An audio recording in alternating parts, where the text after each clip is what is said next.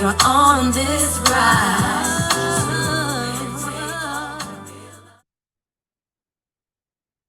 Hello, and welcome to another episode of the Beautifully Healthy Podcast. I'm your host, Shauna Ford. And today's episode is a special one. It's exciting. It's something that I've recently been learning about. I've been very, very excited about it.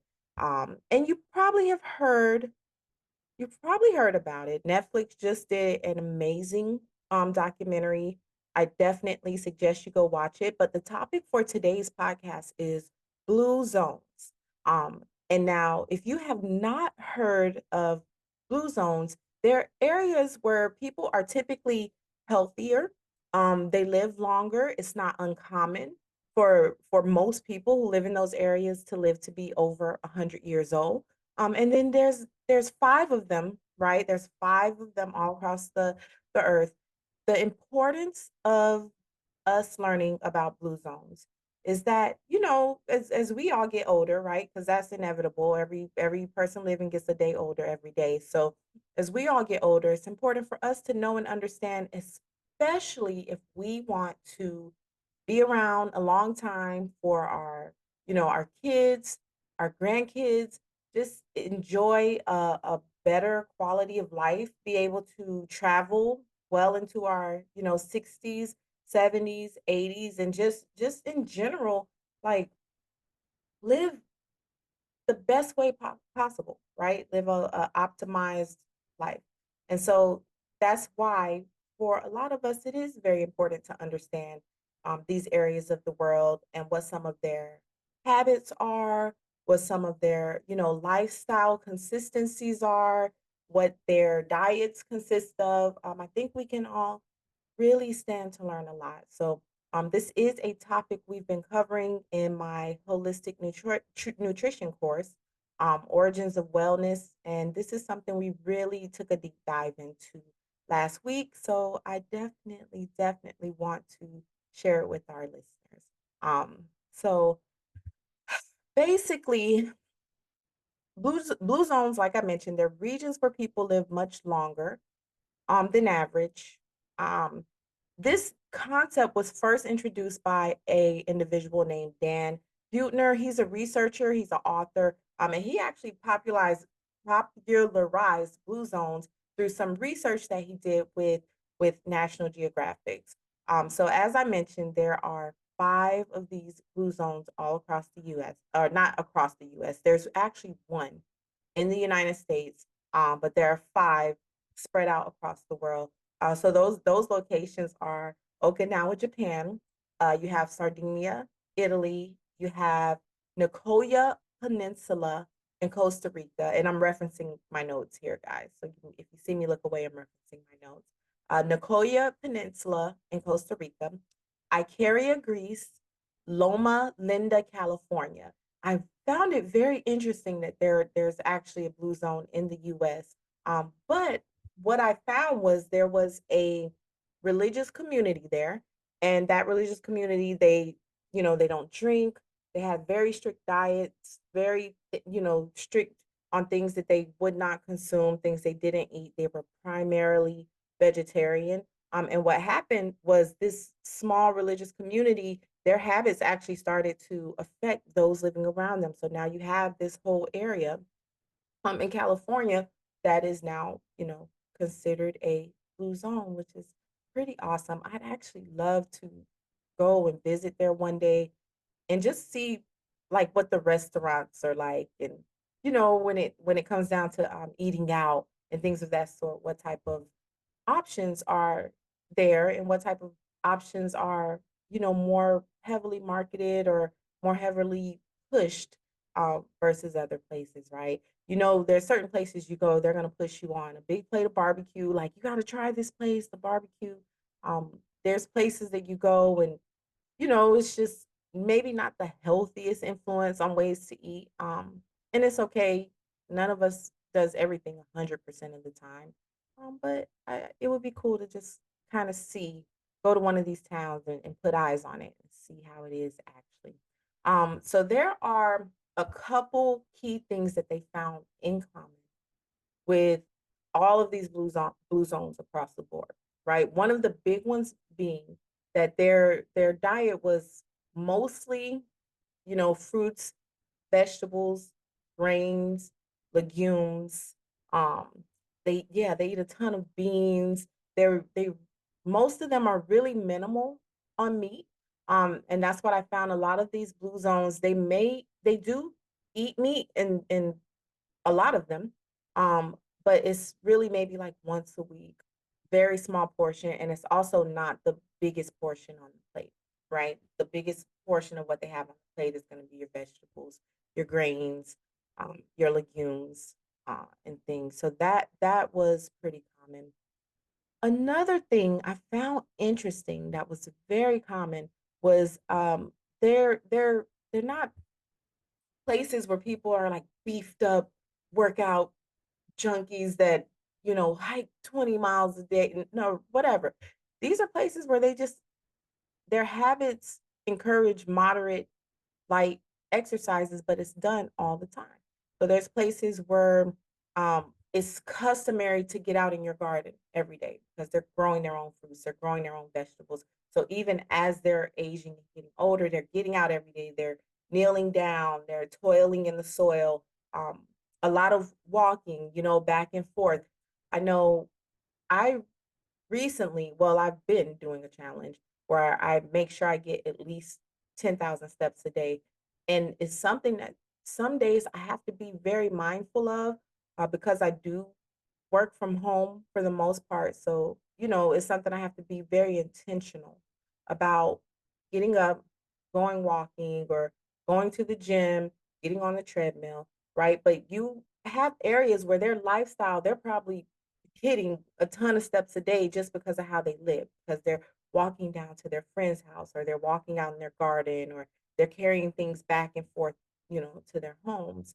And so naturally they're just very, very active, right, in their life. And that's something that was found very common.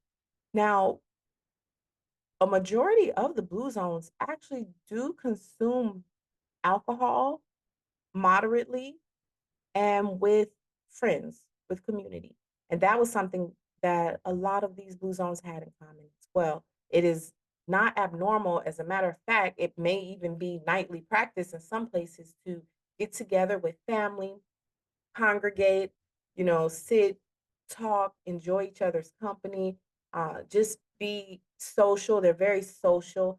You didn't find a lot of people who are just kind of hermit crabs or held up in their own space and not really dealing. They're very community oriented. Um, Also, commonly, there's some type of faith or a spiritual practice that they're following, right? So they have this deep understanding that life is much bigger than our day to day, and that's something that keeps them around a long time to be here, and spread the word or just congregate with others that share those beliefs. Very family oriented. Uh, yeah, it's just so there's actually in Okinawa, which is one of the blue zones when it comes to spirituality, they actually have a a term and it's called ikigai. I may be pronouncing this wrong, but ikigai, I believe it is. And what that means is just like a sense of purpose, right? So a lot of the people have a sense of purpose, even if that is just being here to guide their grandchildren and to guide the younger generations and to teach them the customs and traditions, right? They're very morally deep rooted people in who they are in their faith. Um, and so, we may tend to think that longevity strictly comes down to diet, right, and exercise, but a huge part of it is your relationship to family and also your spirituality and what, you feel and believe that you are here to accomplish while you're on this earth.